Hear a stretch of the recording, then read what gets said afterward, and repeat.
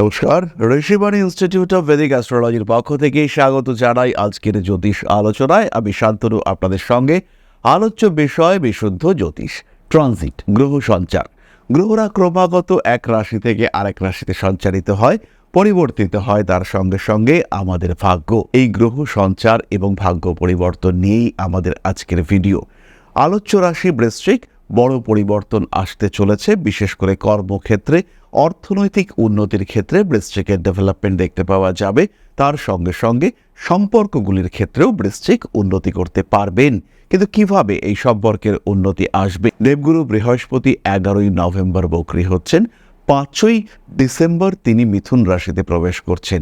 এই 11ই নভেম্বর থেকে 5ই ডিসেম্বর পর্যন্ত ফার্স্ট ফেজে দেবগুরু বৃহস্পতিকে আমরা বলতে পারি হাইপার অ্যাক্টিভ। এর কিন্তু প্রচুর ফলদান করবার ক্ষমতা এবং ভীষণভাবে দেবগুরু বৃহস্পতি তিনি কিন্তু বেটার রেজাল্ট দিতে পারবেন বৃশ্চিকের ক্ষেত্রে। দ্বিতীয়পতি পঞ্চমপতি নবমে বসে রয়েছেন, এটা এককভাবেই রাজযোগ। অন্যদিকে 5 তারিখের পর থেকে দেবগুরু বৃহস্পতি তিনি প্রবেশ করতে চলেছেন অষ্টমে, অর্থাৎ মিথুন রাশিতে। এই সময়ও কিন্তু বেটারমেন্ট দেখতে পাওয়া যাবে। 5ই ডিসেম্বরের আগে আমরা যেমন ফিনান্সিয়াল গ্রোথ দেখতে পাবো, 5 তারিখের পর থেকে 11ই মার্চ পর্যন্ত আমরা দেখতে পাবো অন্য একটা দিকে স্পিরিচুয়াল গ্রোথ কিংবা বিভিন্ন রকম বিপদ, অশান্তি ইত্যাদি থেকে মুক্তি, বিভিন্ন ধরনের নেগেটিভ ইভেন্টস যেমন প্রতারিত হওয়া, আইনি জটিলতা থেকে মুক্তি ইত্যাদি বিভিন্ন রকম নেগেটিভ সমস্যাগুলি থেকে মুক্তির সুযোগ। ফলে প্রথম দিকে শ্রীবৃদ্ধি এবং তার পরের পর্যায়ে অসুবিধা থেকে মুক্তির সুযোগ, এই দুটোই কিন্তু পজিটিভ। ফলে দেবগুরু বৃহস্পতির এই সম্পূর্ণ ট্রানজিট এটা বৃশ্চিকের জন্য পজিটিভ এবং ভীষণ পজিটিভ। সঙ্গী খুঁজে পাওয়ার সম্ভাবনা তৈরি হচ্ছে, কর্মক্ষেত্রে উন্নতির থেকেও বড় কথা স্টেবিলিটি, সেটা কিন্তু আসবে। যারা প্রজেক্ট পাচ্ছিলেন না, মাল্টিন্যাশনাল কোম্পানিতে কাজকর্ম করছিলেন কিন্তু প্রজেক্ট না পাওয়ার জন্য বেঞ্চে যারা ছিলেন, তাদের ক্ষেত্রে প্রজেক্ট আসবে। আগের থেকে অনেক ভালো প্রজেক্ট পাওয়ার সংযোগ তৈরি হবে। তবে এই ক্ষেত্রে অবশ্যই আমি বলবো নিজের জন্মকুণ্ডলী, নিজের দশা, এই দুটোই কিন্তু আলটিমেটলি কথা বলবে। আপনার কুণ্ডলিস্থ গ্রহ এবং দশার উপরে বেস করেই ট্রানজিশনাল প্ল্যানেটসরা তারা কিন্তু রেজাল্ট দেবে। সুতরাং বৃশ্চিক রাশি বা লগ্নের মানুষদের জন্য কিছুটা সময় ভালো এবং ব্যাপক ভালো আসতে চলেছে। পাওনা টাকা পয়সা প্রাপ্তি, বিভিন্ন বিষয় উদ্ধার ইত্যাদির সুযোগ বাড়তে দেখতে পাওয়া যাবে। তবে যাদের জন্মকুণ্ডলিতে বৃহস্পতি মারাত্মক খারাপ অবস্থায় রয়েছে, তারা কিন্তু প্রতারণার শিকার হবেন, হওয়া কাজ আটকে যাবে। তার সঙ্গে সঙ্গে কর্মতৎপরতা সেটাও কমতে দেখতে পাওয়া যাবে। অকারণ আলস্য আপনাকে গ্রাস করবে। পারিপার্শ্বিক পরিস্থিতি, এনভায়রনমেন্ট, আত্মীয় পরিজন, কুটুম্ব এদের সঙ্গে সুসম্পর্ক বাড়িয়ে তুলতে পারবেন বৃশ্চিক রাশি, বৃশ্চিক লগ্নের মানুষরা। খেয়াল রাখতে হবে এই সময় ঘর, বাড়ি, জমি, জায়গা ইত্যাদি সম্পর্কিত যে লোন আপনার রয়েছে, যে ঋণ আপনাকে ফেস করতে হচ্ছে, সেই লোন মিটিয়ে দেওয়ার একটা সুযোগ সেটা কিন্তু আপনার সামনে আসতে চলেছে। কার্মিক উন্নতির পথ আরও প্রশস্ত হয়ে উঠতে দেখতে পাওয়া যাবে। নিজের লক্ষ্য প্রাপ্ত হওয়ার সম্ভাবনা এটাও বাড়বে আপনার ক্ষেত্রে। কিছু বাড়তি টাকা পয়সা, কোনো কমিশন, কোনো এজেন্সি ওরিয়েন্টেড কোনো রেভিনিউ, এক্সট্রা রেভিনিউ এটা জেনারেট হওয়ার সম্ভাবনা রয়েছে। নতুন ব্যবসার পরিকল্পনা করুন বৃশ্চিক রাশি বা লগ্নের মানুষরা। পেশাগত ক্ষেত্রে উন্নতি আসবেই, বিশেষ করে যারা খাদ্যের ব্যবসা করবেন। এখানে একটা বিষয় খেয়াল রাখতে হবে, দেবগুরু বৃহস্পতি হচ্ছে আপনার দ্বিতীয় ভাবটি হলো বেসিক্যালি খাদ্য সম্পর্কিত ভাব। আমাদের মুখমণ্ডল, মুখগহ্বর এটা হলো দ্বিতীয় ভাব। তার অধিপতি দেবগুরু বৃহস্পতি 9th হাউসে বসে রয়েছেন এবং আপনার যিনি সপ্তমপতি শুক্র, তিনি এখন আপনার লগ্নে আসার চেষ্টা করছেন। এই অবস্থায় দেবগুরু বৃহস্পতির দৃষ্টি সেটা শুক্রের উপরে থাকবে। তাই এটাই সেই সময় যে সময় আপনাকে ব্যবসা করতে হবে। বাড়িতে ব্যবহৃত হয় আসবাবপত্র, ইলেকট্রনিক জিনিসপত্র একটু দামি, তার ব্যবসা। হাতে থাকে মোবাইল ফোন, তার ব্যবসা, এগুলো করা যেতে পারে। তার সঙ্গে সঙ্গে কোনো রকম পাসপোর্ট, ভিসা, ট্রাভেল, ট্যুর ইত্যাদি সম্পর্কিত ব্যবসা, সেটাও বৃশ্চিকের ক্ষেত্রে ভীষণ ভালো যাবে। সুতরাং শুরু করবার জন্য এটাই আদর্শ সময়। ট্রেডিং শুরু করবেন, শুরু করতে হবে, আর দেরি নয়। শনিদেব পঞ্চমে বক্রী হয়ে রয়েছে, লগ্নে শুক্র মঙ্গল আসতে চলেছে এবং তার সঙ্গে নবমে বৃহস্পতি। এটাই সেই সময় যেই সময় আপনাকে শুরু করতে হবে। দেবগুরু বৃহস্পতি মিথুনে প্রবেশ করবেন, তখন একটু গতি স্লথ করতে হবে, একটু ধীর হতে হবে। তখন উগ্র ইনভেস্টমেন্ট করা যাবে না। কিন্তু তারপরে আবার আপনার হাতে সেই সময় আসতে চলেছে যখন আপনি প্রচুর ইনভেস্টমেন্ট করতে পারবেন, যখন আপনি প্রচুর টাকা অর্জন করতে পারবেন। এবার আমরা একটু দেখে নেব এই নবম ভাবে বক্রী বৃহস্পতি সম্পর্কে আমাদের শাস্ত্র কি বলছে। বলা হচ্ছে, নবমে বক্রী গুরু শুভ ফলদঃ ধর্মার্থ বিদ্যায়ুত বিলম্বেন ফলং দদাতি সবিত্রা বিবাদং করতি চ।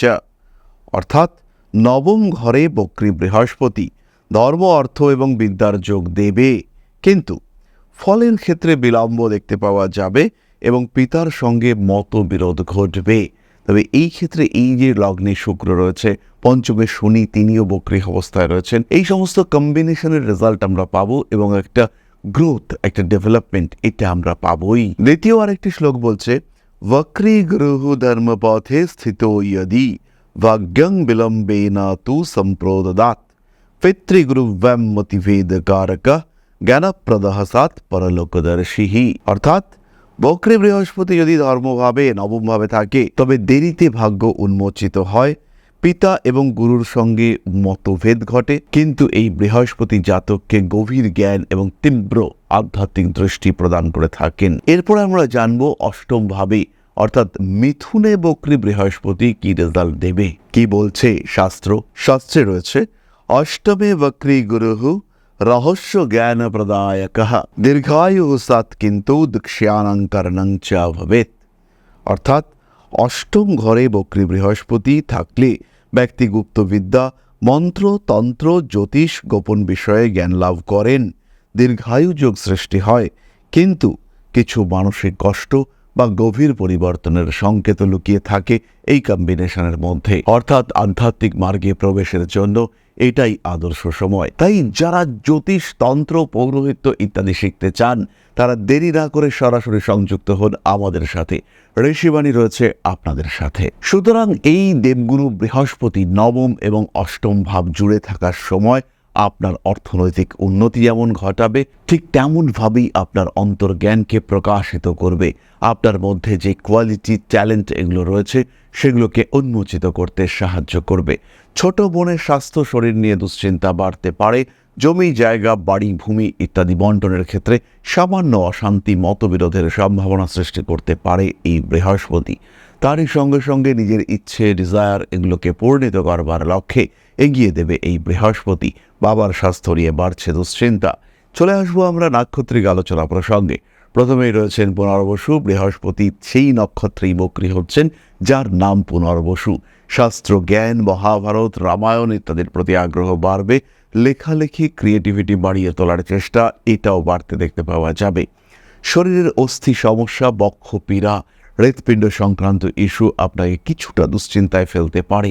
তার সঙ্গে সঙ্গেই শ্বাসের সমস্যা বা ব্রিদিং প্রবলেম, তার কারণেও কিন্তু আপনি কিছুটা সমস্যাগ্রস্ত হয়ে পড়তে পারেন। রয়েছে দ্বিতীয় বিবাহের সংযোগ, সেই কথাবার্তা এগোবে। নতুন করে জীবনে কোনো মানুষের সঙ্গে সম্পর্ক সৃষ্টি হওয়ার সংযোগ দেখতে পাওয়া যায়। পায়ের নিচের অংশে আঘাতপ্রাপ্ত হতে পারেন।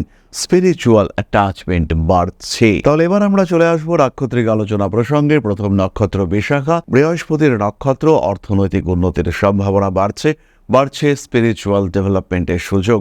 দাঁতের ব্যথা, মুখমণ্ডলের পীড়ায় কষ্টপ্রাপ্ত হতে পারেন। কাগজপত্র, কোনো ডকুমেন্টস খুঁজে না পাওয়ার কারণে মনের মধ্যে একটা দুশ্চিন্তা বাড়তে পারে। বড় কাজে হাত দেওয়ার সুযোগ বাড়তে দেখতে পাওয়া যাবে। মানসিক দিক থেকে বেশ ভালো রকম চাপ সৃষ্টির সম্ভাবনা দেখতে পাওয়া যায়। শিরদাঁড়ার যন্ত্রণা, অস্থি সংক্রান্ত পীড়া, কষ্টপ্রাপ্ত হতে পারেন বিশাখা। সন্তান প্রাপ্তির সংযোগ পূর্ণ মাত্রায় রয়েছে। দ্বিতীয় বিবাহের চিন্তা করতে পারেন। পরবর্তী নক্ষত্র অনুরাধা। রেসপন্সিবিলিটি লেভেল বাড়তে চলেছে। বাড়তি খরচ যেটা কিন্তু দুশ্চিন্তার কারণ সৃষ্টি করতে পারে। মানসিক দিক থেকে কিছুটা চাপের মধ্যেই থাকতে পারেন অনুরাধা নক্ষত্রের মানুষরা। বড় কাজে হাত দেওয়া যেতে পারে, তবে পার্টনারশিপ বিজনেসের ক্ষেত্রে বড় ইনভেস্টমেন্ট না করাটাই কিন্তু এই সময় ভালো। খেয়াল রাখতে হবে এই সময় যে পড়াশুনো, এডুকেশন এগুলো বাড়াবেন সেগুলো আপনাকে পার্মানেন্ট গ্রোথ দিতে পারে, কিন্তু হুইমজিক্যাল ডিসিশন, হঠকারিতা আপনার জন্য সত্যি সত্যি বিপজ্জনক। কাজকর্মের সুযোগ আসছে। কর্মক্ষেত্রের স্টেবিলিটি বাড়তে দেখতে পাওয়া যাবে। কর্ম পরিবর্তন, বিদেশ যাত্রা, দূরদেশ যাত্রা ইত্যাদির সুযোগ বাড়তে দেখতে পাওয়া যাবে। সন্তান দূরে যাবে বা বাইরে যাবে, এই কারণে কিছুটা দুশ্চিন্তাতেই পড়তে পারেন জ্যেষ্ঠা। কোনো স্কিন ইনফেকশন বা অন্য কোনো ইনফেকশন এটা কিন্তু আপনাকে বেশ ভোগাতে পারে। ধর্মীয় কার্যাবলীর প্রতি আগ্রহ, আসক্তি ইত্যাদি বাড়তে চলেছে। অতিরিক্ত কাজের চাপ অ্যাভয়েড করার চেষ্টা অবশ্যই আপনাকে করতে হবে। রাগ, জেদ, তেজ এগুলির উপর নিয়ন্ত্রণ রাখার চিন্তা করা উচিত। কর্মসূত্রে ভ্রমণ, বিদেশ যাত্রা ইত্যাদি অবশ্যই হতে পারে জ্যেষ্ঠার ক্ষেত্রে। সুতরাং বৃহস্পতি নবমে বক্রী হচ্ছেন, তিনি অষ্টমে যাচ্ছেন।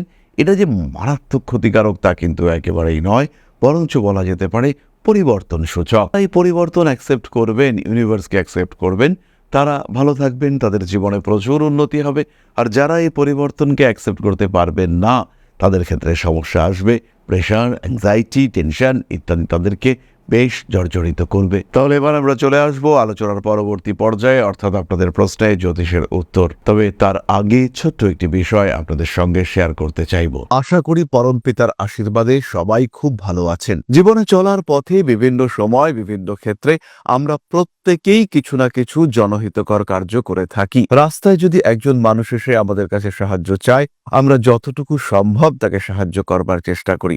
কখনো কিছু অর্থের বিনিময়ে, কখনো তাকে কিছু খাদ্য সামগ্রী কিনে দিয়ে, কখনো গাছের জল দিয়ে, কখনো পাড়ার রাস্তার কুকুরটিকে খেতে দিয়ে আমরা সমাজের উন্নতি করবার চেষ্টা করি।